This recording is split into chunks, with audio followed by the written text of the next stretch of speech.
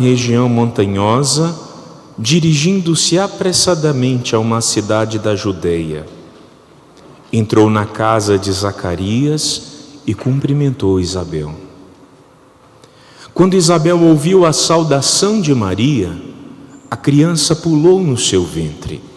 Isabel ficou cheia do Espírito Santo. Com um grande grito exclamou: Bendita és tu entre as mulheres, e bendito é o fruto do teu ventre.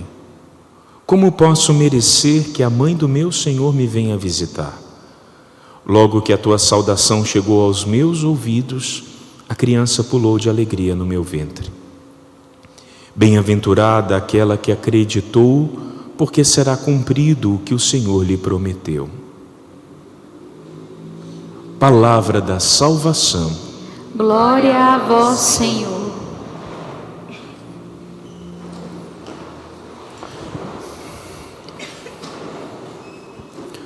Louvado seja nosso Senhor Jesus Cristo. Para sempre seja louvado. E vai aproximando o Natal e o nosso coração vai sendo introduzido nesse mistério. Mistério que é muito grande e belo. São Francisco de Assis dizia para os seus irmãos que quando ia chegando perto do Natal, a vontade dele era de pegar carne e passar nas paredes, né? Para sentir o cheiro, para poder pensar. O Verbo se fez carne, né? Francisco era meio extravagante, né? Exagerado nas suas experiências, mas para poder lembrar, o Verbo de Deus se fez carne e habitou entre nós, e nós vimos a sua glória. Mas enquanto o Natal não chega, eu queria tomar com vocês a profecia de Sofonias. A maior parte das profecias dos profetas profetizam durante o tempo do exílio e pós-exílio, enquanto o povo de Deus ainda vivia um momento de reestruturação. Quando o povo ele faz a experiência do exílio e vai para longe, ele perde muito de si, ele sofre.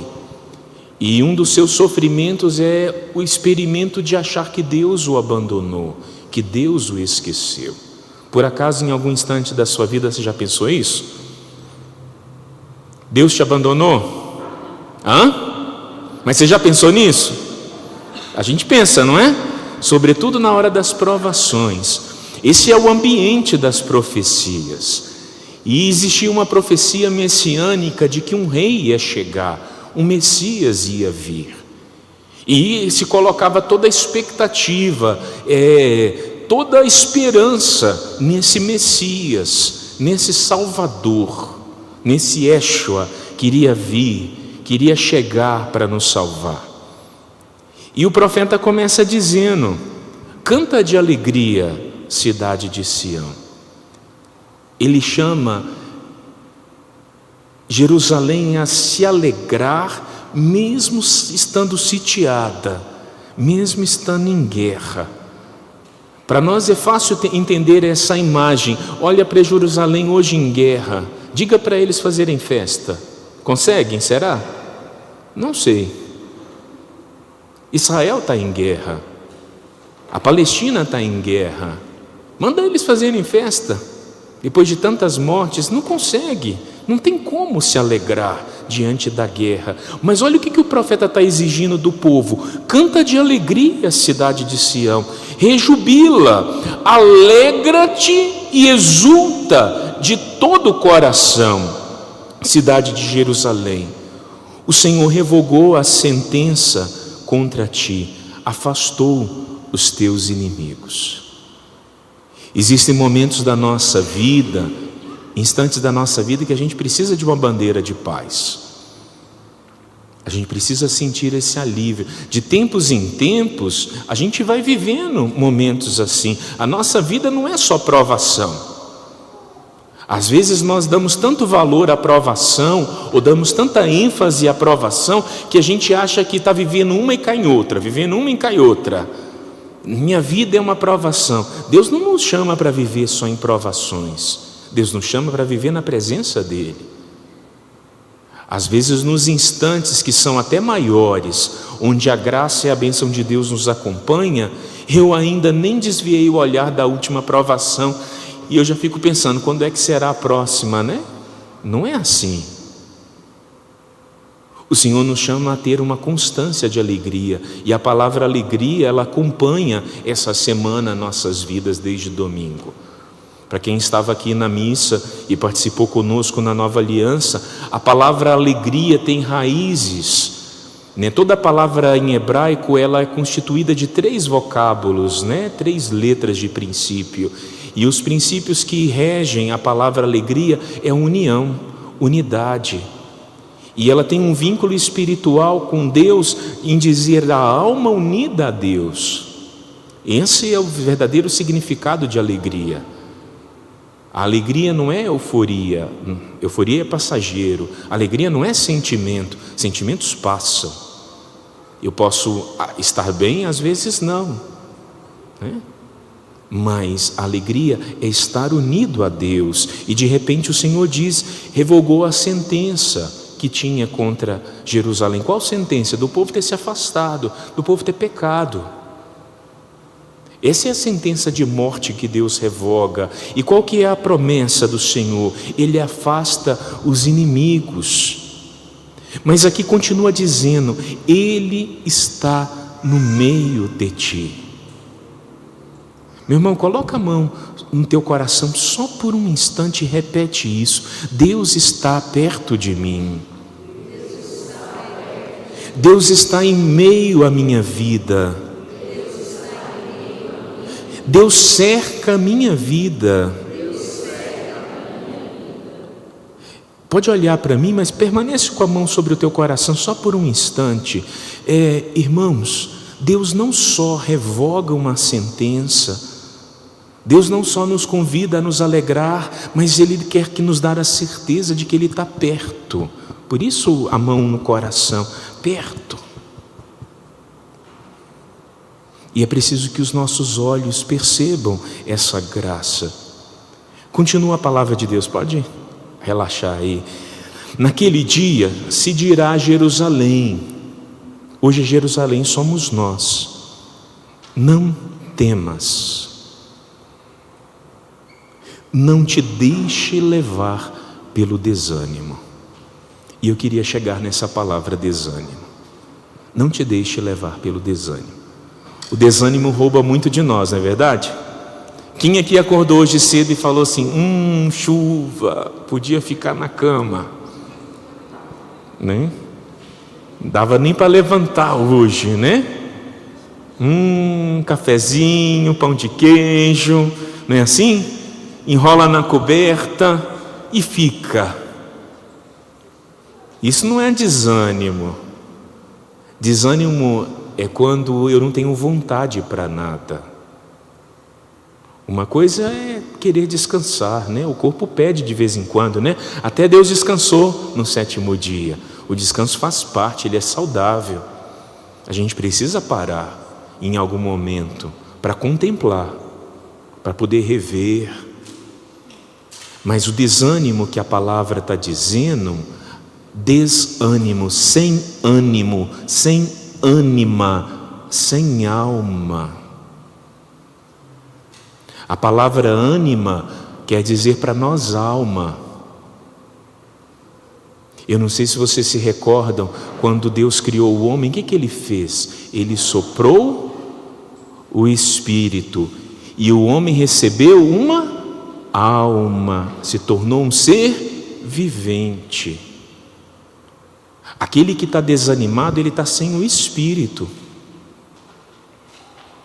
sem a graça do Espírito. E eu não estou falando do Espírito Santo, eu estou dizendo do teu espírito. Está desanimado, está abatendo. Calma, pera lá, diga para você mesmo, coragem, não tenhas medo. Qual os riscos do desânimo, de ficar sem ânima, de ficar sem alma? Perder a vontade. Na nossa ânima, na nossa alma está a vontade, reside o desejo, reside a inteligência. E no desânimo, A gente pode ir perdendo as faculdades ou a noção das faculdades que nos tornam pessoa. E aí a minha vontade pode enfraquecer. Aí o meu intelecto pode se deixar levar por outras coisas, né? E hoje é muito fácil se deixar levar por outras coisas, imagens, pensamentos. E aí eu vou me afastando do ideal razão, né? Da reta razão, que me faz andar no caminho certo. E todo desânimo nós vamos tendo prejuízos, né? Humanos, espirituais, e vamos perdendo as forças, né?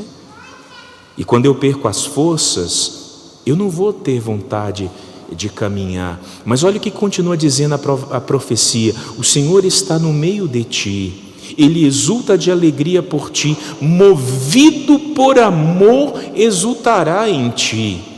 Existe um movimento da parte de Deus, e é onde eu queria entrar no Evangelho com você. A ação de Deus é movimento de amor. E de repente no Evangelho nós temos duas pessoas, né? Na verdade 4. A gente tem Maria e Jesus, a gente tem Isabel e João Batista, e a gente tem um movimento. Maria se movimenta, ela vai até Isabel, e acontece ali uma efusão no Espírito Santo na vida de Isabel. E a criança, que é João Batista, exulta no seio da sua mãe, e a mãe percebe que uma obra divina aconteceu, e lhe é revelado o mistério: como pode a mãe do meu Senhor vir me visitar? Maria não disse nada, só saudou Isabel. Olha a força de uma pessoa cheia do Espírito de Deus. Olha a força da voz de alguém cheia do Espírito de Deus. Às vezes você conhece pessoas assim. Às vezes em momentos da tua vida você é assim, você é Maria para alguém. Você é Maria cheia do Espírito Santo que vai ao encontro. É por isso, irmãos, que o Senhor nos chama a sair de nós mesmos. E aquele que fica parado em si mesmo não vai ter a ação do Espírito Santo. Maria, ela te convida hoje, a exemplo dela, sair, a fazer das suas palavras palavras de unção. Nosso Senhor nos coloca nessa dinâmica. Mas em algum momento também, quem sabe você precisa ser Isabel, receber a visita, receber a notícia, receber a palavra de unção. Só que Isabel, ela não simplesmente recebe, ela se embriaga do Espírito Santo e ela comunica o Espírito Santo, ao ponto de que o seu filho exulta no seu seio e gera vida. Tanto é que gera vida que a gente às vezes não pensa nisso, mas João Batista nasceu, e com certeza foi a sua mãe, o seu pai, que foi lhe ensinando sobre as coisas de Deus, sobre o Messias, sobre Jesus, sobre o esperado. Às vezes a gente não tem os hiatos, né, na Sagrada Escritura, as rompiduras, porque tem uma história que não é contada, que não é dita na Escritura, mas a gente precisa às vezes pensá-la. Há um momento da vida que João Batista começa a viver a sua missão, e ele começou a viver a sua missão por quê? Porque a sua mãe o educou sobre o influxo da graça do Espírito Santo. Continuou gerando em João Batista o desejo de Deus e das coisas de Deus. E tudo isso é obra do Espírito. Maria foi fecundada pela obra do Espírito. Isabel foi obra do Espírito. No coração, no seio daquela família. Por quê? Porque rompeu a esterilidade de uma idade avançada, tanto de Isabel como de Zacarias. E foi obra de Deus, embora de modo muito natural, né? A palavra esses dias dizia, né? E Zacarias voltou para casa e Isabel concebeu.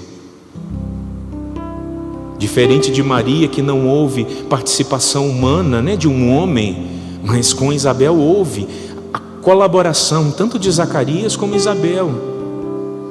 Eles dormiram junto, fizeram sexo, né? A palavra certa é essa.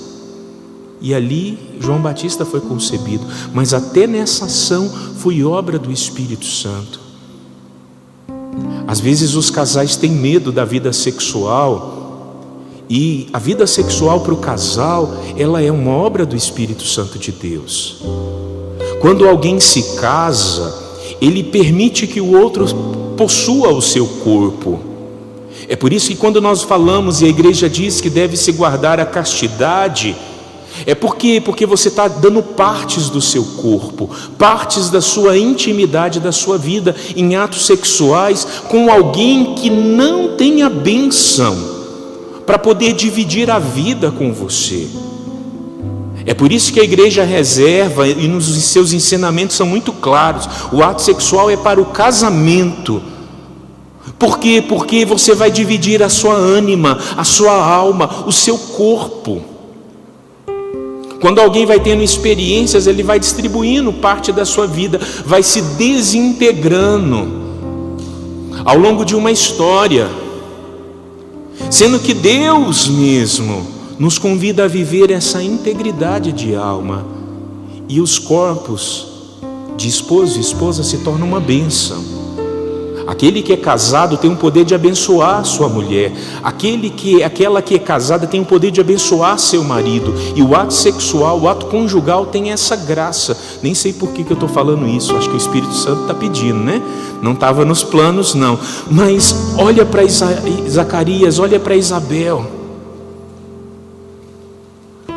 eles tiveram a docilidade de permitir Deus fazer na vida deles, mesmo com a idade avançada. E a gente entende o que é isso. Existe uma beleza da ação do Espírito Santo de Deus comunicada a nós. E é o Espírito Santo de Deus que traz esse ânimo, né, próprio dele. Na criação, quando Deus criou homem e mulher, quando Ele fez todos nós, Ele comunica o Espírito. Ele sopra um nefesh, o sopro. A palavra nefesh vem de garganta no hebraico, vem de hálito. Ele soprou o hálito da vida, o nefesh, o espírito. Logo, ficar sem um espírito é ficar sem ânima, ficar sem alma. E tem muita gente apática nos dias de hoje, que a aparência está apática, né? Pode botar pó, o que for, maquiagem, né? Posso falar uma coisa, mulheres? Vocês me permitem? Meu Deus, eu estou assustado. Vocês têm colocado uns negócios tão esquisitos no olho assim. Aí às vezes eu não consigo, estou conseguindo olhar nos olhos das mulheres, né? Eu não sei o nome disso não. Como que é? O que? Portiço. Aí o próprio nome diz,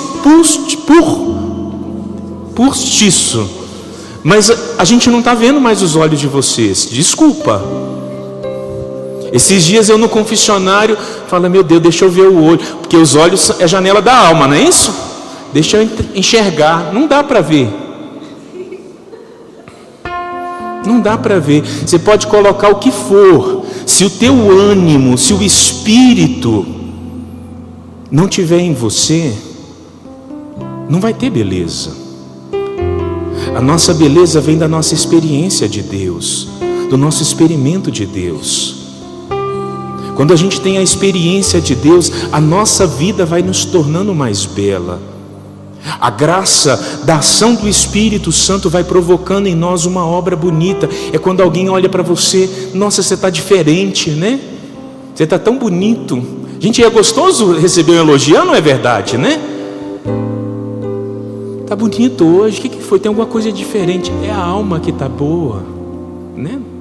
Não pode ser um bonito por causa da roupa que eu estou usando, ou porque o cabelo, não. Tem que ser porque o meu sorriso está diferente. Eu queria chamar a nossa atenção hoje a permitirmos que Deus faça. E quando Ele faz isso? Numa constância de vida de oração. E eu quero insistir com as pregações nesse tempo. Por quê? Porque se eu não tenho constância na minha vida de oração, né? A gente tem o povo do cerco, é bom, né? A casa cheia. Mas a gente tem aqueles que querem constância na fé. É quem vem toda quinta-feira, quem vem no grupo de oração, quem quer crescer. Existe uma diferença muito grande, né? De quem vem aqui uma vez no mês, porque quer um milagre, a graça. A multidão também acompanhava Jesus, 5.000 pessoas. Dizia que estava com fome. Tem um monte de gente com fome, faminto. Mas na hora de contar para o vamos ver, Jesus só contou com 72 para sair de porta em porta. O número já diminuiu. E depois para ficar com ele 12. Depois para subir no alto do monte 3. Mas na hora da cruz só 1. Olha como vai diminuindo. À medida que a intensidade do seguimento de Jesus vai acontecendo na nossa vida, tem muita gente indo embora. Mas João descobriu a beleza de seguir a nosso Senhor Jesus Cristo. Mas Pedro também chorou, porque em algum momento ele deu bola fora, né? Triste foi Judas, né? Que traiu, mas buscou no lugar errado a sua resposta. Eu não sei se vocês já pensaram nisso, né? Judas não foi a Jesus, porque se ele tivesse ido, ele tinha sido perdoado. Judas foi a quem? Aos homens. E os homens fizeram pouco caso das moedas dele e devolveram lá no templo. Quando nós vamos aos homens, nós corremos o risco de ficar vazios. Mas quando nós vamos a Deus, nós temos a certeza de ficar cheios. Esse é o caminho, né? Maria entendeu, Isabel entendeu. Quem é você nessa história? Maria ou Isabel? Em alguns momentos Maria, em alguns momentos Isabel, desde que estejamos cheios do Espírito Santo. E qual que é o fruto que a palavra, tanto a primeira leitura como o Evangelho diz? O coração exulta em Deus. Você já fez a experiência do louvor sincero? O louvor sincero, quando a gente exulta, é porque quando nós somos capazes de louvar por tudo, até mesmo por aquilo que nos faz sofrer. Eu queria nos convidar a fazer uma experiência nessa noite de louvor. Se Deus vai curar, é por causa do louvor. Se Deus vai libertar, vai ser pelo louvor. Mas eu queria lhe fazer o convite a nós vivermos a experiência de exultar, como Isabel exultou, como Maria cantou, como a palavra diz, como o salmista hoje. O termo exultar de alegria se repete muitas vezes hoje na liturgia. E eu queria nos convidar a fazer essa experiência de exultar. Exultar não vai ser falar alto, não vai ser louvar alto. Como nós vamos fazer? Nós vamos começar a louvar o Senhor com as nossas próprias palavras. Para alguns aqui pode ser novo, outros já têm um costume. Você vai louvar, mas você precisa prestar atenção no que você está louvando. Não é só te louvo, Senhor, te agradeço, te bendigo. Presta atenção no que você está louvando. Presta atenção nas suas palavras. Não é curiosidade não, mas eu queria lhe convidar a louvar